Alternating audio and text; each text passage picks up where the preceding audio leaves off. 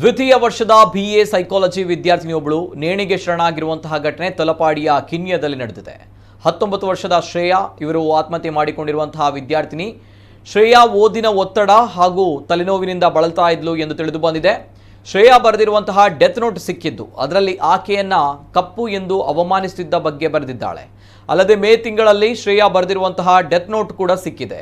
ನನ್ನನ್ನು ಯಾರೂ ಪ್ರೀತಿಸುವುದಿಲ್ಲ, ನಾನು ಬದುಕಬಾರದು, ಮನೆಯವರಿಗೆ ಕಷ್ಟವಾಗ್ತಾ ಇದೆ ಎಂದು ಬರೆದಿದ್ದಾಳೆ ಎಂದು ತಿಳಿದು ಬಂದಿದೆ. ಮನೆಯ ಕಪಾಟಿನ ಮೇಲೆ I don't like this generation so I decided to suicide ಎಂದು ಬರೆದಿದ್ದಾಳೆ.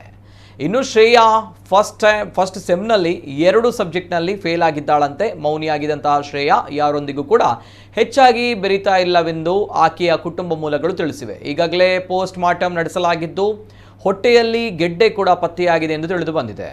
ಈ ಬಗ್ಗೆ ಉಳ್ಳಾಲ ಠಾಣೆಯಲ್ಲಿ ಪ್ರಕರಣ ದಾಖಲಾಗಿದೆ.